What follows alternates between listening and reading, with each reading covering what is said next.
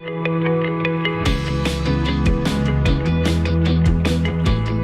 and welcome to Pastor's Perspective, sponsored by Biola University, ranked as the most comprehensively Christian university in North America.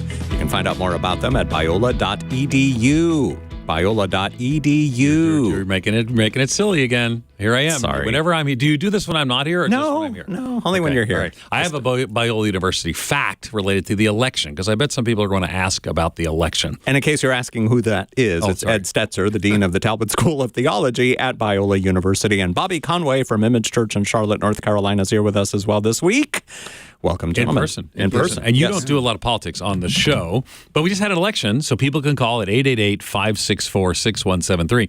But for sure, we're going to have the secret ballot for the Senate. The Republicans took a Senate, so secret ballot for the Senate Majority Leader. That would be Mitch McConnell's old job. And I think the leading candidate is by the name of John Thune, which probably most people in Southern California haven't heard of, or wherever people are listening.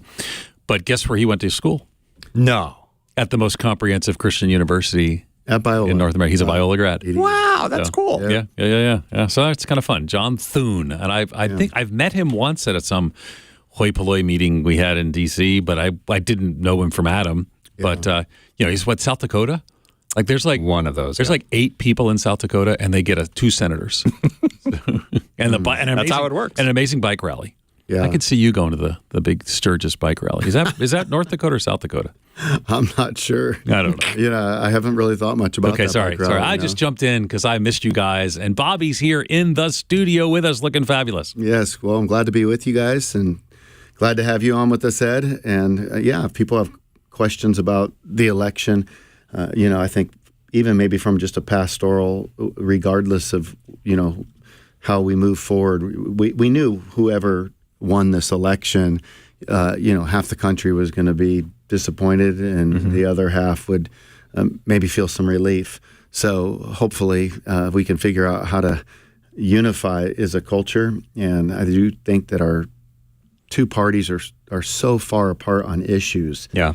And that gets really discouraging sometimes, because when you think about the future of our country, it's hard to picture us, finding that unity. I was thinking about being a kid with Ronald Reagan, and just the feeling of the pride that you had of being an American. It's morning in America about again. That. Yeah, there was just that sense, and just the '80s, growing up, riding your bikes, and you'd always know like where your buddies were when you were riding your bike around, because there'd be a stack of bikes sitting in the grass, and when the lights went on at night, it was time to drive home, and you just had CBS. You're sounding like a 97-year-old man, but it's all. Should I ask how old you are? Yeah, 51. Okay, but man, I remember the time I'm 58. Yeah. So, Brian, how old?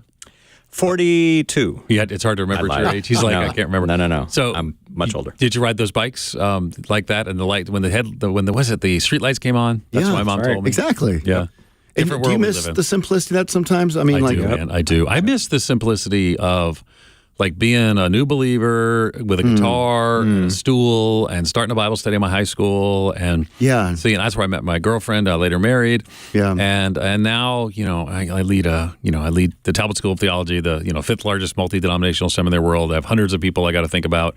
You do all those things. I tell Donna that Donna's my wife, that one day we just get tired of let me take the guitar, let's take a stool, let's start a coffee shop or something, and some sort of cafe, and start telling people, singing and telling people about Jesus. Yeah. That's what I'd like to do.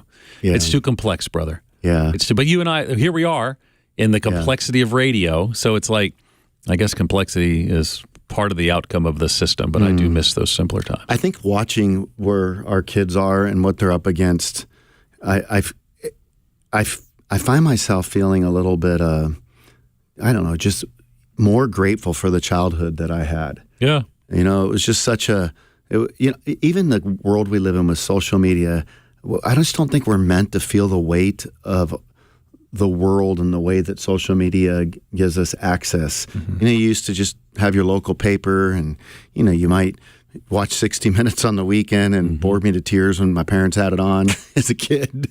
But I just do appreciate what we had, and that's kind of a nice thing. But I am thankful too, I'll say, that I'm worried about the young generation, but I'm also encouraged but I'm worried about, like, you've got the young ladies that are just far left, and now you got guys that are just kind of more conservative. Right. And what's it going to be like to find a marital relationship there, political combat for them, right? Yeah, I literally just retweeted this, and Brian, maybe you can share this up there because it's on top of my Twitter feed. It's not from me, but I retweeted it from a researcher, Brad Wilcox, who I think is a great researcher at University of Virginia, if I recall.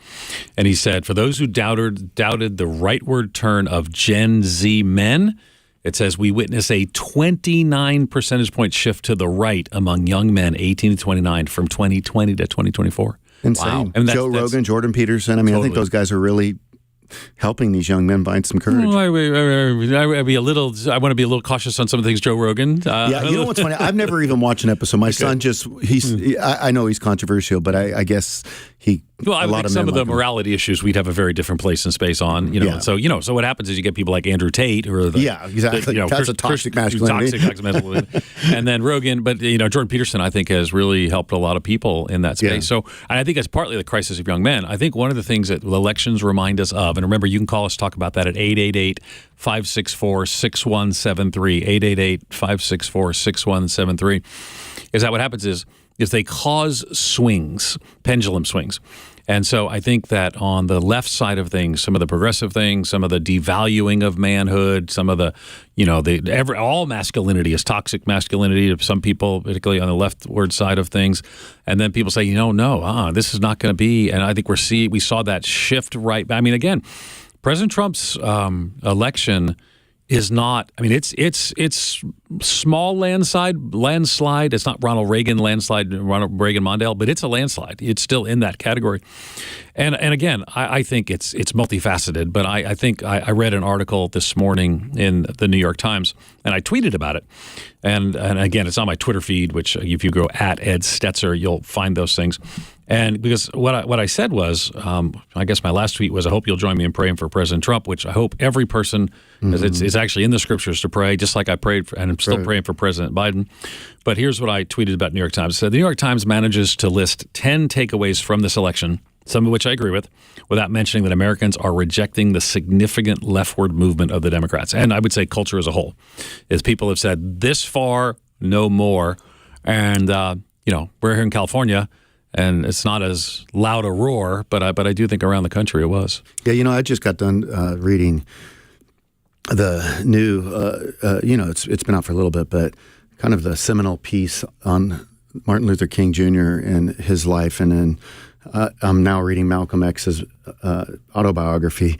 And you've obviously got two different voices there. One's a peaceful influence by the way Gandhi would peaceful protest, and then you have one that's just very rigid. And my heart can go out to like a Malcolm X to learn empathy on what made him feel the way he did. Having his father killed by white people, having 3 of his uncles killed by white people, having his house burnt down as a kid.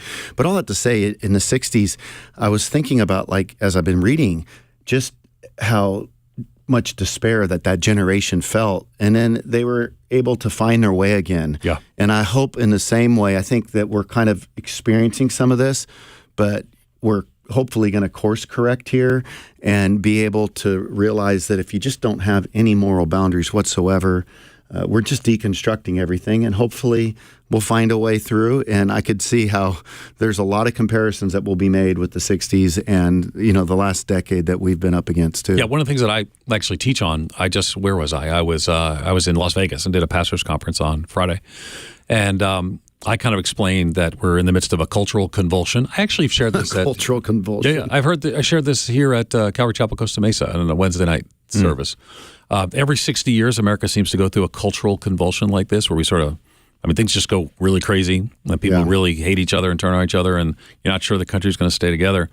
And I'm not sure we're done with it. I don't, of course, we're in the, we're still in some of the peak. There's a whole lot of people in the country who are very upset. But people are coming out of the closet and finding their voice against cancel culture now. Yeah. So it's interesting to see how this kind of works.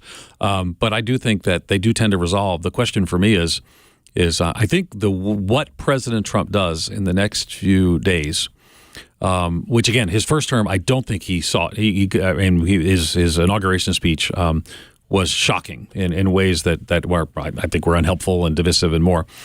But now he knows this is his last term, and I'm praying for him to seek to get up and say, I want to be a president for all Americans. I want to, and again, he's had a near-death experience. I mean, I don't know. Out of that, we didn't see a lot of change. It's some of the rhetoric got worse. I mean, that Madison Square Garden stuff was, and you can easily say, well, I was a comedian, but that was really, really bad. It didn't impact the vote. So the question now is how will President Trump lead? And I'm praying that he will be a person who maybe has learned some things, and maybe some of those Christians that are around him can speak to him. I love them to share the gospel to him, but to speak into how he responds in the next few weeks and months. So. Yeah, I think one of the things that's unfortunate is I just would love some honest journalism, because I think a lot of people are traumatized about Trump. Like, again, I don't look at him as this great person of character by any stretch, but it's like we don't get to focus on the real issues often, because you'll get people who will say, well, he's going to be a Hitler, right? And if you're just listening to one ultra progressive line of thinking, they're looking to take things out of context, and both sides will do this. I just think if we can get back to honest journalism, because dishonest journalism puts us on the reaction to the extreme statements. And as I've said before, they're looking for stories that are going to, create conversation to keep the counts up.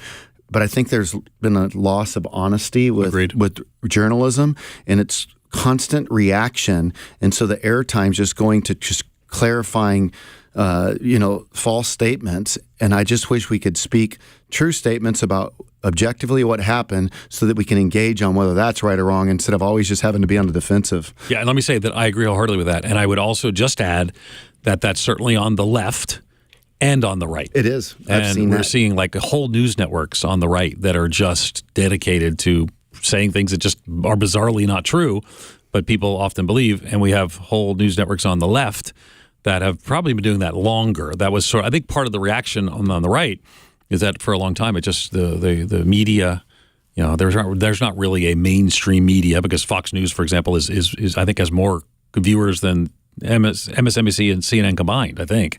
So, but certainly we saw over time mainstream news become more. And the joke, and I used to do some stuff in politics, and the joke was whenever the Republicans running for office, the Republicans running against the Democrat and the media, and whereas the Democrat running for office is running against the Republican with the media.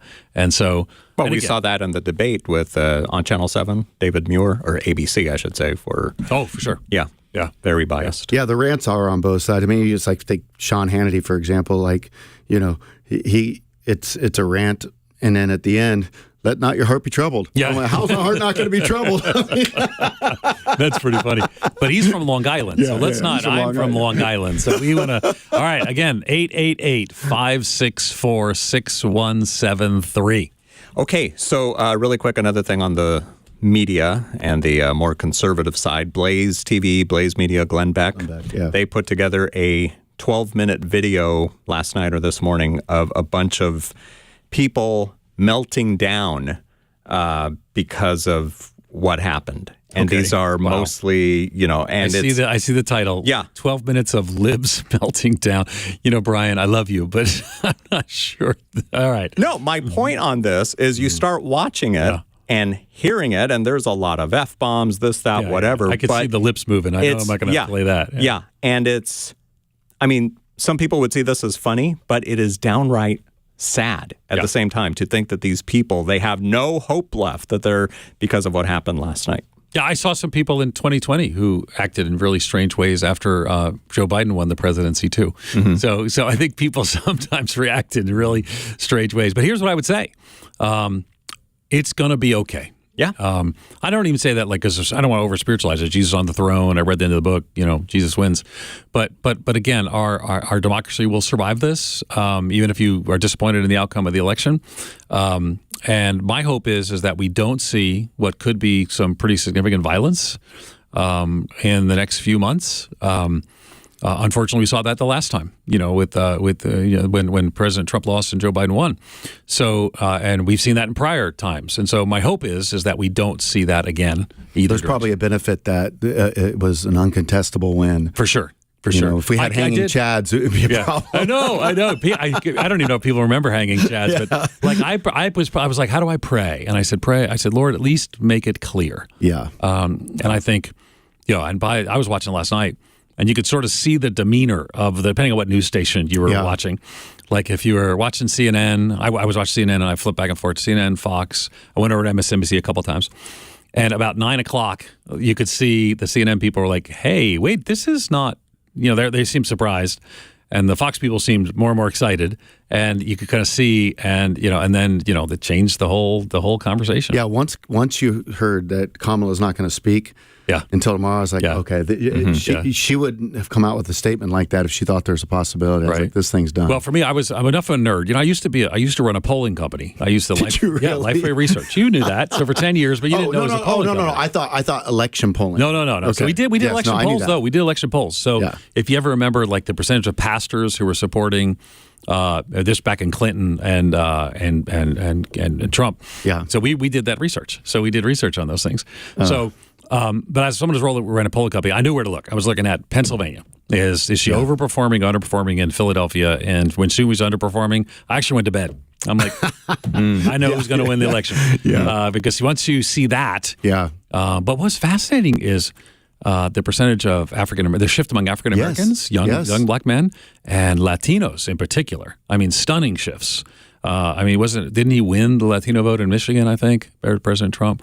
So it's fascinating. Anyway. Yeah, you know what, though? Like, this is the thing that you see is I told my wife today when I was talking, and in this video that you're showing, Brian, my daughter calls today, and she's like, Daddy, I got this friend, and, she sends out this post. If anybody voted for Trump, just unfollow me, and I'm like, boy, that's just crazy. Like, is that the way we're going to be? But I was talking to my wife today, and it's getting back to the facts thing. Like, there are a lot of people that are traumatized. Like, for example, some will say, oh, you know what, that if if Trump takes the presidency, then if somebody has a DNC, then women are going to be at risk because they're not going to be able to have that taken care of. And this is the kind of propaganda that gets fed. Every state in the United States has protections for a woman in labor that if her life is threatened, be it an ectopic pregnancy or a DNC needs to be had, that'll be provided for. Yeah. But people start creating these scare statements, and so then people are traumatized over, what if I have a DNC and I'm going to die? Or what if Trump's going to be a Hitler? And I'm going, now you have all this emotion because of, I think, of irresponsible journalists. And I wish Donald Trump was pro-life. So, I do too. I wish he was pro-life. Yeah, so that was a disappointment to me. Yeah, and so to see like people saying these things are going to happen related to abortion, again, I wish Donald Trump was a pro-life leader, but he's moved away from those things. And so that was unfortunate. And so let me say that one of the things, I lead a university school, the Talbot is a school of Biola University, is I've seen schools all across the country pausing classes and taking these moments. I'll tell you what we're doing at Biola University. We're going to classes and educating people. So because there's important work to be done. Yeah. And at the end of the day, we're not going to be talking about this in about a week. Well, who knows, actually. Let me rephrase that, because we don't know. But we're not going to be talking about this as much in the next coming days, and it could fade from the news, et cetera, et cetera. And yet the work of Jesus Christ continues. Men and women will show up for their neighbors, show and share the love of Jesus. Churches will continue to be on mission. Your church, my church, our church, Biola University and Christian schools and others will continue to educate people to make a difference for the gospel. So I guess it is important to keep these things in perspective as well. Yeah. Last thing I'd want to say, Brian, is this. I think something that we need to do as a church is really teach our flocks how to communicate, because we don't know how to communicate as a culture. And when you see this kind of drama in the video that you just let us watch of people falling apart because Trump won, you know how many people still would love to be in this country? And I worry about the weakness of of our culture that has to have these safe zones. Like when you have to cancel people because they have different political views. I mean, part of what makes America great, and I think even Christianity, it's so freeing that we don't have to force our religion down anybody. We just show love. But if we could just realize that the culture would be a lot better off, relationships would be a lot less fractured, if we could just learn how to have a solid core and not try to coerce everybody to see in the world the way that we do. And again, it's like I said, in reading Malcolm X's autobiography, I mean, his ideology is crazy. I mean, like the white man is Satan and I mean, all that stuff. But when you listen to all of his bad encounters with white men, he was basically, prepared to receive that kind of ideology that would come along by Elijah Muhammad. And so all that to say, I mean, just learning some decent respect for humanity and realizing all people are created equal and getting back to just that one statement. Seems and that means everybody can look at the world differently. I'm a little surprised how much you're getting into Malcolm X. This was not an expectation I had. Well, what happened was I did a political message. Yeah. And I have a multicultural church, and I disrupted some of the people in the church by talking about how you could read Romans 1 in the vice list, and it looks like the ultra far left, leaders. Yeah. And I said that should be concerning to us, and that's not to justify Trump's. That, you know what I mean? Because people hear either. I can call out both. Yeah. And I'll say that too. Like, hey, I can call out Trump stuff, but if you're still going to vote, like for the Democratic Party as a Christian, well, you should still be able to call out why are we running on abortion, or why are we so into some of the immoral behavior? Mm-hmm. How are we justifying that? So show some objectivity and be able to call out both sides. For sure. 888-564-6173 is the number to call. We're here till 4 p.m. Pacific time. We're not going to talk about politics the whole time unless you guys have a question about it. And I don't see none of the phone calls. No. None of the phone calls coming about that. They're all like tithing and demon possession. And well, that one maybe might. No, I'm joking. Yeah, Ed's demon possessed, so he could talk about that. I don't believe in demon possession of Christians. Christians can't be demon possessed. Let's take that tithing question first. Here is AJ in Huntington Beach, who is listening on kwave.com. Hi there, AJ. Hi, pastors. Thank you for taking my call. Just a quick question. When it comes to the tithe, do we have to give it to the church, or can we give it to an organization that helps out the homeless directly? What do you think, Bobby? Yeah, I do think that it's good to support your local church, but it's also, perfectly okay if there's an organization that you want to help. But I don't think it's healthy when people, like, imagine if everybody took a perspective in the local church, I'm just going to give to a parachurch. Well, then guess what? You wouldn't have a church. Mm-hmm. So you have to support your local church because being just a benefactor of that, I think that's really important. But I think it's great when people can find an organization, and if it's something really important, and I mean, maybe there's a ministry your church has, and if not, maybe it could become something that you ask your church to partner with a local homeless ministry, and then you'll feel good even in the tithes that you're giving to the church, knowing that some of that's being set apart for that type of a gift. How about this idea, too? AJ continues to tithe to his church, but maybe he volunteers at one of these organizations. Ed? Well, I would say that AJ asked to use the word have to. I don't think you have to. I mean, the whole point of cheerful giving is not begrudgingly or no compulsion. So I think you probably normally would. Yeah. I give beyond the tithe from my salary and to my local church. So I do think that's normative, and there's a lot of reasons for that, because people minister to you, those who, work in the gospel, make their living in the gospel and more. So there's a lot of reasons for that. So what I would say is, but have to, no, because there could be some reason that maybe AJ is not happy with the church or something else. But, I would say normally I would have a cheerful giving heart. And a tithe is a wonderful picture of what that looks like, and primarily to a local church is what I would say. What do you think, AJ? Awesome. Well, thank you, guys. I appreciate it. Thank you, my friend. 888-564-6173 is the number to call to talk to Bobby Conway and Ed Stetzer. Here is Stephen in Santa Ana, who's listening to us on our flagship radio station, K-Wave. Hello, Stephen. You had a question about a possible contradiction in the Bible. Let's hear it. Well, actually, I'm not going to say that it's a contradiction because there is no contradiction in Scripture. My daughter and I were reading through the Gospels, and this is in regards to when Jesus crossed the Sea of Galilee. He ran across that guy that was possessed, and if I remember correctly, he cast the legions into the sheep or the pigs over the edge of the cliff. Well, in Matthew, it says there was two possessed that met Jesus. However, in the book of Luke and Mark, it says there was one.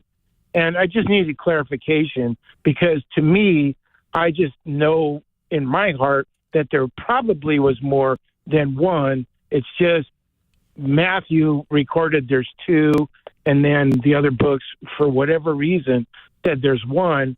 But I want whoever's listening to this program to know that there is no contradictions in the Scripture.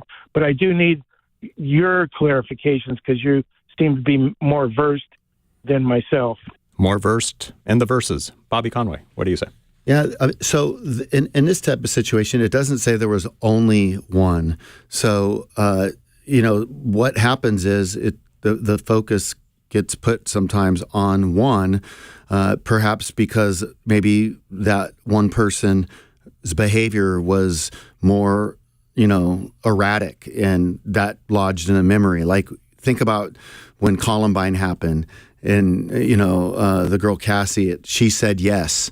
Well, there were a lot of other people that died at Columbine, but, a lot of us can just remember, was it Cassie Bernal? It was. Yeah. So we can remember Cassie Bernal, she said yes. And so if I was talking about Cassie Bernal, and then Ed, who might have paid attention to the event, he might be talking about Cassie and the others that also died at Columbine. So I think sometimes you see this. So here's what you can always know is whenever there's two, there's at least one. Mm-hmm. So it doesn't say only one to qualify. And then what also happens sometimes where people get confused is like with the accounts of, did Jesus heal two blind men or one blind man? Well, then sometimes context will help you to see that, okay, you've got two different stories that have happened in that situation where that takes place. Yeah, these are probably one story. And like I said, there are placeholders too, but probably one story. But I think your explanation is right on. And I think it also sometimes helps to recognize that Matthew, Mark, Luke, and John. Well, first of all, these are okay questions to ask. These are fair questions to ask because Matthew, Mark, Luke, and John claim to be telling true stories. Yep. And we believe them to be rooted in historical fact. We talk about inerrancy of the Bible, the Talbot School of Theology. I'm guessing that's part of the doctrinal statement in Calvary Chapel world and probably at your church. So we believe the Bible to be without error. So it's not a bad thing to say what's going on here. So, but you also have to understand that Matthew, Mark, and Luke are all, and John, are all telling a story with a point they're trying to emphasize, which kind of goes back to where you mentioned Cassie Bernal. Well, why do people tell that story? Because they're trying to emphasize her faith commitment. That's right. Where someone else is telling the story, it might be emphasizing somebody else's bravery. And, so like if we left here today and I was hanging out and I was talking to Brian Perez and because we had this thing where we talked about whatever. And I might not mention Bobby. How would I not mention Bobby? So for example, Matthew here is really trying to emphasize Jesus' power over this huge demonic force. Mark and Luke are actually sharing the story, but wanted to add that one of the two men, what they wanted to do in response. So whereas Matthew's not as concerned about that as well. So a lot of times it's what they're trying to communicate or articulate. And most scholars think that these are also built on an earlier document called the Q document, where some of these sayings or activities took place. And so Matthew would take part of that, Luke would take part of that, draw from that earlier source. And flesh it out. Stephen, thanks for your phone call today on Pastor's Perspective. We're going to take a break, and then we'll be back with more of your questions. 888-564-6173 is the number to call. We've got Bobby Conway and Ed Stetzer here in the studio to chat with you at 888-564-6173. If you're watching on Facebook or Instagram, the number's right there on the bottom of your screen. And this just in, we are also now live streaming on the Pastor's Perspective Instagram page. So not just Facebook and YouTube, but Instagram too. Ocean Starfish, thank you for that suggestion. We'll be back with more on Pastor's Perspective.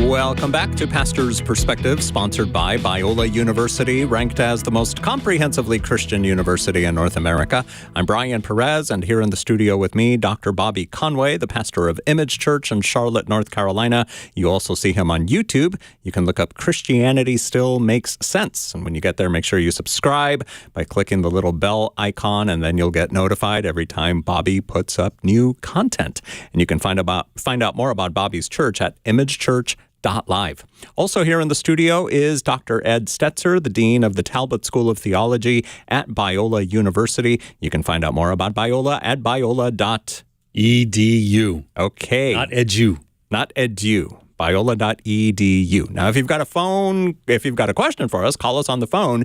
The number is ed 564-6173. 888-564-6173. Ed and 8. They just kind of sound alike. Wow. You got to get out more, right? Everybody says that. John in Trabuco Canyon. Wow. Welcome to the program. How can we help you? John, I apologize for Brian Perez. I hear that. Hey, love you guys. Prime Minister Benjamin Netanyahu, before the election I was even over, gave an immediate endorsement of the Trump election. And I was just wondering if you gentlemen feel that the overwhelming support that American evangelicals give to the state of Israel, if that had any impact on the Prime Minister's decision to make an immediate endorsement of this election, because normally in years past, Israel kind of takes a neutral position or they wait a while before they even get involved. But this was such an immediate endorsement. Do you gentlemen feel that the close relationship that American evangelicals give to Prime Minister Netanyahu might have made an impact on him doing this? All right, yes. Ed? Yes, thank you for your call. So, I mean, clearly he did. Now, here's what I think is interesting. I think the Democrats and Republicans were both pretty pro-Israel in ways that, in some people actually say, might have cost Vice President Harris significant votes in states with a significant Arab population and like Michigan and more. But there's no question that that Israel's leadership would have preferred Donald Trump and now has Donald Trump. So yeah, I think immediately affirming that is true, and I think that's always the case. I just was in Ukraine, and I can tell you that there's significant concern in Ukraine, which was invaded by Russia in a bloody Russian war, and significant concern that President Trump is much less supportive than the Democrats. One of my concerns, whenever you have an election, there's the things you think that are good, could be good, things that could be bad. One of my concerns is having just returned from Ukraine, who are fighting for their lives against an evil Russian invasion, that support's going to be less. But I think for Israel, I think the Israeli government certainly would be that case. And you can actually kind of go around the globe, like NATO, not so excited about President Trump. But you go to, depending on which party in Brazil, more excited, or the Philippines might be more so. So, it's a little tricky because it's not like it used to be where there was like kind of one party represented this to all, like maybe Republicans in the Reagan era were just muscular, Reagan and Bush, we're going to invade you, we're going to, we're going to intervene in your nation. Neocons, they call them, and that's not the case anymore. I think President Trump has said we want to, look at all the wars that we were in. I want to pull us out of those things. So I want to get out of Ukraine, or not technically in Ukraine, but I want to not support, those kinds of things. So what do you want to add? I would agree with you. I mean, I think that for sure that they're going to feel better about that. I mean, I just hope that if anything, we'll just figure out how to bring these wars to an end altogether. I just hate that so many people are dying in Palestine and in Israel, and I hate that innocent Russians are dying because of Putin's ego that Ukraine has to respond, and I hate that the Ukrainians are dying. And just a really, really sad thing. Ego, man. I'll tell you how many people have died in the name of ego. Yeah. Mm. John, thanks for calling us today here on Pastor's Perspective, 888-564-6173. Let's go to Maryland. Here is Julian, who is listening on, I assume, the K-Wave app. Thank you, Julian, for downloading the app and for calling in today. 888-564-6173 is the number. Go ahead, Julian. Hi, guys. Thank you for taking my question. I just had a question. I was reading John 14:27. It's talking about the peace that God gives us. And trials and whatnot. I was wondering how that applies to, like, if you sin and you're going through a trial because of your sin, like, should you still have peace and should you still ask God for help and, like, direction? Or wow, I was just wondering about that. Yeah, if it's something you did yourself, should you still ask for help? What do you think, Bobby? Yeah, I mean, I think that the secret to unlocking that is confession, and that will usher in peace with God. And that peace might not be a feeling. When he says, peace I leave with you, that doesn't mean that we'll always have the feeling of peace, but peace he leaves with us in that, hey, he pulled it off. He died on a cross, and I've paved a way for you to be reconciled, for you to have peace with God.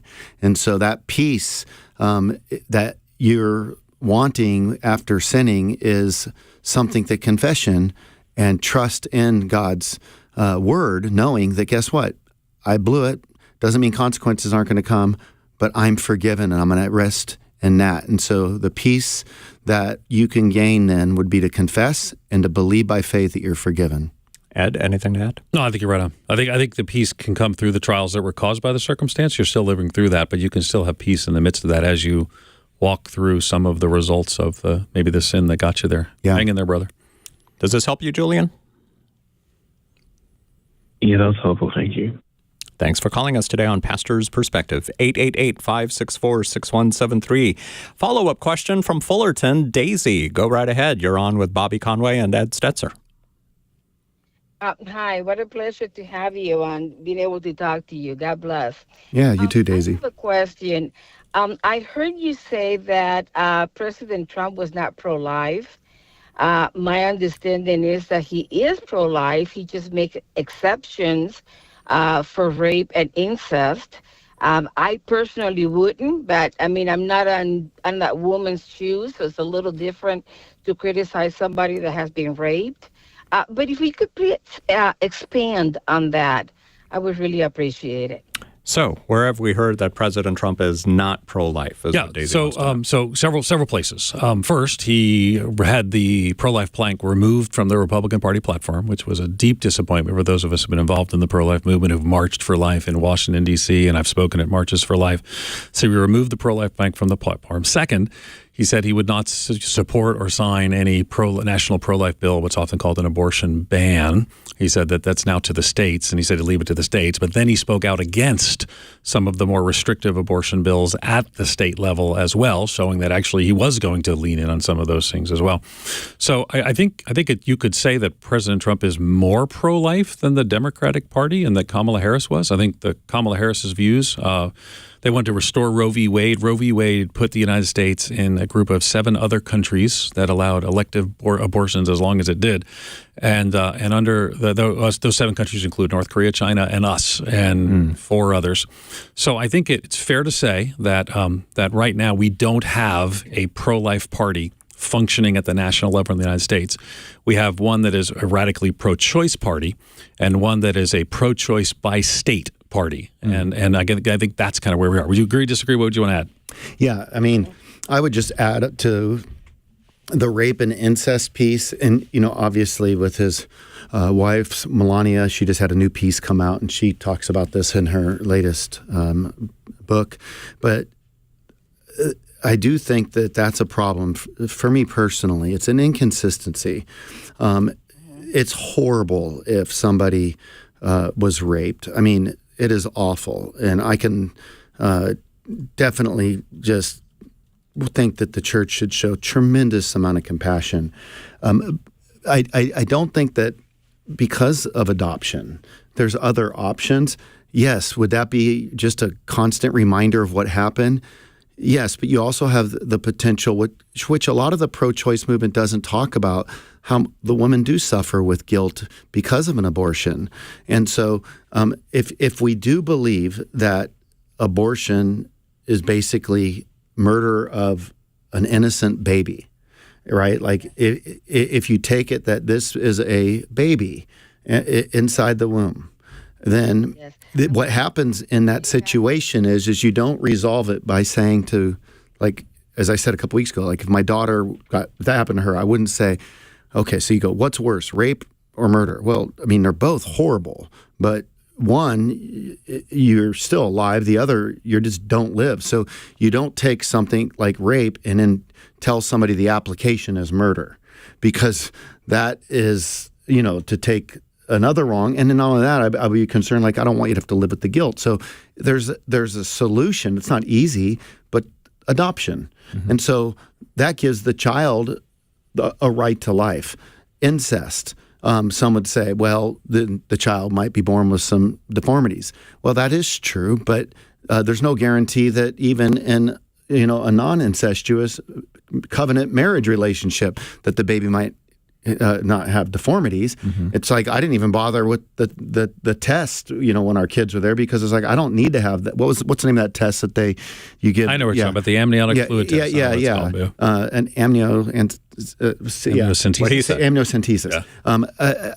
I don't need to see that because at that time, I understand research comes further and they might be able to get ahead of some things. But at that time, I was like, whatever our child has, we're going to see that baby as a gift. Mm-hmm. And so it won't feel like a gift if a person's been raped or if there's been incest, no doubt. But it could be a gift to somebody else. Yeah, and I would say that, Daisy, it sounds like me, you're pro-life, and Bobby and Brian and I are pro-life, and the views of this radio station and the churches and Biola University are all pro-life. Let's pray that the Christians who may have a voice into the beginning of Donald Trump's second term, that they might speak into a more pro-life view, that they might persuade and hopefully we'll see more of a pro-life, because again, there's variations of it. There's not a pro-life national party anymore, but there are variations of it, and I would pray that people's heart would be, I think 100 years from now, we're going to look back at this time period and just be horrified at how we saw unborn children in the womb. Yeah. And so I'm among those who is praying and continue to speak up for the unborn. I've done it in the pages of USA Today and in CNN. I did it multiple times under the Biden administration. I did it when President Trump changed the mind of the Republican Party and they dropped pro-life from the plank. I want us to be consistently pro-life, regardless of what the political parties do, and keep speaking up for the unborn. Yeah, so and even you'll join us, Daisy. Even when it comes to the, okay, so you think about during the German concentration camps, and you had all of these lobotomies being performed, and it was just atrocious. And Hitler was obviously, influenced by eugenics and wanting to bring in the super race. And then people finally, had an awakening of like, wow, that's really evil. And they're even saying today, people are starting to speak up that when you think about what's happening with, castrating teenagers because they're identifying as another gender or whatever, that someday we're going to look back at this in a way like that the lobotomy was looked at. Just the fact that medical practice is doing some of this stuff, it's unbelievable. So what we have to be careful for is we should never expect when Satan will try to manipulate us into compromising on the truth, he'll use, the book going around right now, toxic empathy. And so, for Hitler, for example, we got to be sacrificial, and we got to bring in this super race, and somebody has to be willing to pave the way, and that means killing off all those that are, polluting the genetic pool and getting in the way of the super race. Or today, they'll use words like, you're not compassionate toward people if they've been raped if you don't sign off on an abortion. No, that doesn't mean you're not compassionate. So you have to be really discerning, because they'll use words that will make you feel guilty, and then you'll buy into, oh, you're not, like, I'm compassionate, I feel tremendous amount of sympathy for somebody who looks in the mirror and feels like they're the opposite sex. But why in the world would I want them to go and have a sex change, these teenagers, and being put on hormone pills that could just mess them up for life? They're so young, they're not even in a position to make that kind of a decision. I feel like that's a compassion, and I don't feel like it's, helpful to do that to somebody. So I really do think we have to be careful, because the way that people with these agendas use their language, it's toxic empathy, and then lots of Christians end up buying into it, and then we start compromising and we get inconsistent in our worldview. Yeah, the subtitle of that book that you mentioned, Bobby, Toxic Empathy, How Progressives Exploit Christian Compassion. It's by Ellie Beth Stuckey. Might want to check that out. Daisy, thanks for your phone call. Let's go to Brian in Pasadena. Welcome to Pastor's Perspective, Brian. Hey, pastors. Thanks for taking my call. My question is about the Decalogue and the Ten Commandments. Go ahead. Yeah. So my question is, when you look at all the Ten Commandments, you see that there is a penalty assigned to each commandment, from death to restoration of goods, depending on what it is. But on the 10th commandment, this is where my question comes in. I'm wondering what your perspective is. On the 10th commandment, thou shalt not covet, and then it lists all the things you're not supposed to covet. How is that where the first table would be things against God, the second table would be things against society? How is that against society, and what kind of way of penalizing that type of behavior is there? How does coveting go against society? Ed, well, first, I just want to say publicly here that I covet your hair, Brian Perez, and your hair, Bobby Conway. So I'm sitting right here. So 10th commandment violation right now. Yeah, I don't know that it's, how should you be punished then? Yeah, that's true. That's true. I would just like that. Maybe some Rogaine to help grow out my hair. I'd be punished with Rogaine on every day, so get one on my bald spot. Yeah, I mean, I think he's rightly acknowledging that they kind of their sins against God and sins against community are kind of how it's laid out there together. When it comes to the 10th, it does seem to sort of float out there in a different kind of category. But in some ways, I think it encompasses both. The heart that covets is a sin against God, and the heart that covets and leads to action is a sin against community. But again, I think that's probably a surface level observation. I know people have written whole PhDs on this question. But the answer I would mostly say is it does seem to float out there, and I don't know that there's a clear reason that I know why. Bobby, you want anything? Well, I think if you continue in the Pentateuch and as you read through, you start seeing some of the consequences. So take, for example, you shall not covet your neighbor's wife. Well, if you act out on that and it's adultery, that is punishable by death. Sin against God and your neighbor's wife. Yeah, which is, I mean, just you think about that, like, boy, I'm glad that's not the case. Like, please don't hear me saying you have. I'm not quite sure how you're going to. Maybe you stumbled into this. So. Yeah, come to our church if you've had adultery, we'll stone you. Exactly. I mean, can you imagine that? No, but while that can seem really harsh, these laws compared to like the Code of Hammurabi and some of the ancient Near Eastern surrounding cultures laws, these laws were. Like, if you thought this sounds brutal, some of the consequences. But keep in mind, this is a theocracy, and they're to be holy as God's holy, and he has, under his reign, and all of this sacrificialism, all that is just painting this picture of absolute holiness. Yet there's ways that we can understand as grace in that context too. Fortunately, when you come to the New Testament, Jesus lightens up, right? He just, instead of, punishable by death, he says, take your right eye out. So, none of this. Hey, come to Bobby's church. Come to Bobby's church. We've got death penalty and eye gouging. Yeah, eye gouging. But it's really a heart issue, right? Right. And snake charming too, right? It is, exactly. Snake charming comes later. I think, Brian, you're asking the right question. I don't know that there's like an easy answer that doesn't involve a very in-depth Bible commentary on why that might be categorically bridging the two. But it's sharp that you're noticing. I love that you're reading the Bible that closely. Yep. Thanks for calling us today. 888-564-6173. Bobby Conway and Ed Stetzer here till 4. Let's go to Rancho Cucamonga. Here is Luisa. I just want to say Rancho Cucamonga. Rancho. Okay. Got to roll the R there. Go ahead. Go ahead, Luisa.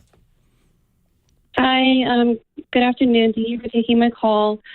The question that I have is kind of in sync with just what happened yesterday with the election. I have a friend who I went to church with. She was in my small group. She has a daughter who is transgender, and I think I might have said some offended her by something that I said on Facebook. And her stance on everything that just really happened yesterday is that, Jesus loves everybody, regardless of, gender identity, that we should be voting for women's rights. We should be voting for equality for all of our, what she called rainbow brothers and sisters. And pretty much to throw out like egos and judgment. So my question is, I'm kind of torn. On one, my husband and I just moved to Rancho Cucamonga, so we haven't really been able to get in like completely with a new church in our area. And my old church, everybody is being very, very quiet about everything that has been going on in our government, in our nation. And then on the other side, I just feel like all of my friends are just totally against what I believe biblically. And where I'm at now is like, I want to speak up. I feel the urge to speak up. But then there's a side of me that I feel like, okay, where have I crossed the line? Where do I know if I'm being judgmental or arrogant? Right. So I'm going to put you on hold there because the connection sounding spotty. You can't hear it, so we're not cutting you off. We just your connection was going out. So and Bobby, I'd love to hear you weigh in on the topic. But I think there's more than one thing going on here. One thing she said, she might have posted something on Facebook that offended her, and I would say that a lot of Christians maybe have used Facebook and social media in a way that rather than just stating what they believe in a kind way that is pastorally caring, that might have alienated some people. That could happen. We don't know, and I don't know that we could ask her because the connection has kind of gone kind of bad. Sorry, Louisa. But I would say simultaneously, sometimes the truth itself, is offensive. I don't think that the best place to have conversations about some of these deep, complex issues is on Facebook with strangers. But I think you can, you can go to a church that teaches and believes the truth. I'm at Mariners Church, and we do a series every January called On the Table, where we talk about the hardest issues nobody wants to talk about. So my sermon was on why bad things happen to good people, but Eric did the sermon on transgenderism, which he said at the beginning of the sermon, listen, I don't want anybody applauding when I make a point because that's not what we're doing here. Yeah. This is not that kind of rally. Mm-hmm. And so instead, we're talking about people in our church. Our church is large enough that we have people who struggle with gender identity in our church. So what I would say is we want to talk about these issues as if people that we care about are in the room struggling with them, because at a church of any, maybe 200, 250 people, there are people who probably are struggling with same-sex attraction or gender identity. So what I would say is it sounds like there's a whole constellation of issues that she's on the more progressive side of things. But my exhortation would be what you could do is just build a relationship with this person. And I guess this is where it'll get tricky, right? She may prefer to do different pronouns. You could say to her, can I use your name? And then do that to your degree of comfort. But I would say that this is an opportunity to recognize that the culture wars are not best fought on social media. We need to win people through gracious, loving conversations, and that may be what's next best for you, Louisa. Yeah. The thing that gets challenging, because we absolutely can love and build friendships with people that have transgender kids or are transgender. I mean, they're still beautiful people. You're right. We might not agree with, but they're still created in God's image. They still have dignity. It warrants tremendous compassion from us. But it's not fair for anybody to make us feel like, oh, you don't really love me unless you buy off on this, because you're in a pickle as a Christian where, hey, if I'm not a Christian, okay, maybe I'm going to look at this differently, but I'm also trying to be faithful to the seeing that there is a gender binary, that God created a male and female. Now, there is, a 4,000% increase in the UK of studies showed that teen girls are struggling from gender dysphoria. A lot of this is marketing. A lot of this is why I'm absolutely against putting kids on, hormone blockers and all that stuff, because the majority of them will grow out of that. And if they go and they start cutting themselves and having surgeries and all that, that just seems very dangerous. If somebody's an adult and they decide to do that, that's the choice that they make. If they ask our opinion, we can still love them, but don't let somebody define what it means to love, because often what they do is they're going to define it to you celebrate what I think. And we don't do that with any other thing. You don't have to celebrate Islam to love a Muslim, so why do we have to do it here? Right. Louisa, thank you for your phone call. We have run out of time. We will be back tomorrow between 3 and 4 p.m. Pacific time. God bless you all. If you did not get on today, try again tomorrow. We open up the lines about 7 minutes before 3 o'clock. For Bobby Conway and Ed Stetzer, I'm Brian Perez, and Pastor's Perspective was sponsored by Biola University, ranked as the most comprehensively Christian university in North America. You can find out more at biola.edu.